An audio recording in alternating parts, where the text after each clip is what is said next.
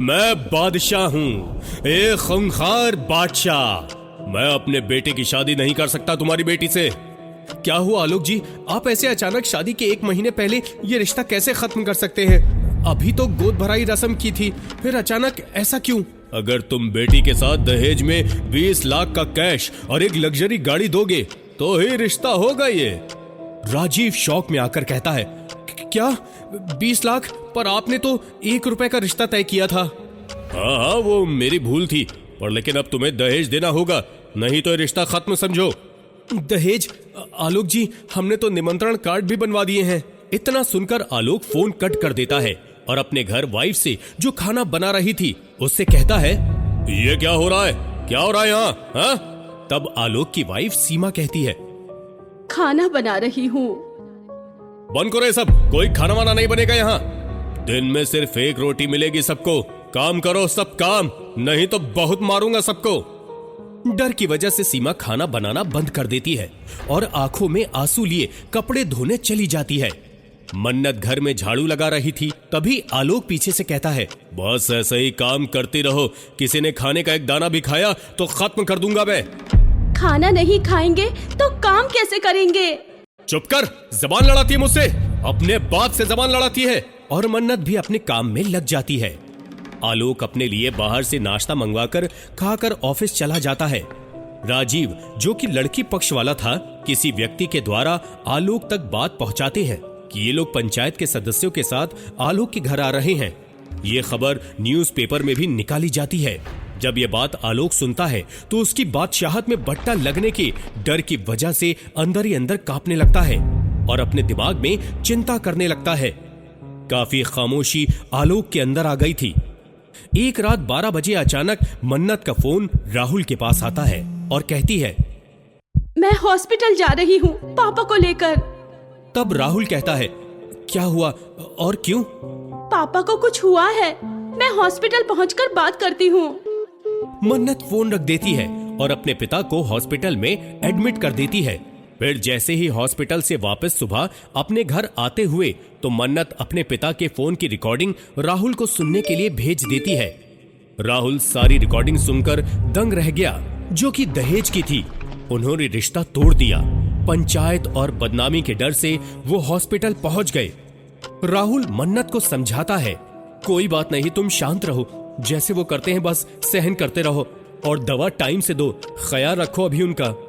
आलोक 1 महीने के अंदर अपने लड़की की शादी एक ऐसे जगह कर देता है जो लोग 20 लाख कैश और एक लग्जरी गाड़ी देने के लिए राजी हो गए थे। आज आलोक बहुत खुश था अपने अहंकार में। दहेज की भूख का बादशाहत बनकर आज वो बहुत खुश था। कुछ समय पहले ही बात थी जब मन्नत के मौसा की एक गंभीर हादसे में मौत हो गई थी। वैसे आलोक किसी से अपना रिश्ता रखता नहीं था, लेकिन झूठे संबंध बनाना उसके बाएं हाथ का खेल था। मौत के बाद मन्नत की मौसी ने आलोक से रिक्वेस्ट की, उनका कुछ फंड, कुछ इंश्योरेंस जैसे पॉलिसी में लगा हुआ है, उन्हें वो निकलवा दे। आलोक ने वो पैसा निकालकर अपनी कंपनी की पॉलिसी में लगा दिया ताकि उस पैसे का कमीशन आलोक को मिल जाए। देखिए, मुझे पैसों की बहुत सख्त जरूरत है। आपने मेरे बिना पूछे किसी भी पॉलिसी में वो पैसा क्यों लगा दिया? तब मन्नत की मौसी कहती है, ये बात सुनकर मन्नत और उसकी माँ बहुत दुखी थी कि उनका सगा पिता ऐसे काम करता है, उनको हमेशा जलील होना पड़े। जैसे तैसे कहा सुनी के बाद आलोक वो पैसा निकालकर मन्नत की मौसी को दे देता है और वहां से रिश्ता खत्म कर देता है। आलोक अपनी पत्नी सीमा से कहता है, हमारा उस स्त्री से कोई रिश्ता नहीं है और कोई भी नहीं जाएगा वहां। उससे बात भी की तो सबको खत्म कर दूंगा मैं, याद रखना सबको। आलोक की हैवानियत उम्र के साथ बढ़ती जा रही थी। उसका गुरूर, आंखें और गहरी आवाज के साथ जब आलोक घर में चीखता और गाली देता तो मन्नत और उसकी मां आवाज सुनकर ही आधी हो जाती थी। राहुल कहता है, मैंने अक्सर मन्नत के पिता की क्रूरता की कहानी के किस्से खुद मन्नत की मां से सुने थे, लेकिन लाचार मां और बेटी को देखकर मेरा दिल पसीज गया। तभी मैंने सोच लिया था कि मन्नत अच्छी है और शायद अब मैं उसे खुशी दे पाऊं और वो जगह दे पाऊं जो उसे अपने घर में नहीं मिली। एक बार मेरा मन हुआ कि क्यों ना मन्नत के पिता से मिल लिया जाए। किसी बात पर मेरी मन्नत से लड़ाई हो गई थी तो मन्नत ने गुस्से में अपना हाथ काट लिया था। मुझसे रहा नहीं गया और मैं मन्नत के घर अपनी मौसी के लड़के विकास के साथ पहुंच गया। मैंने जैसे ही मन्नत के घर में कदम रखा, मेरा हृदय बहुत खुश होने लगा कि मैं मन्नत के करीब पहुंच गया। जब हम मन्नत के पिता के पास पहुंचे तब विकास और राहुल दोनों कहते हैं, नमस्ते अंकल।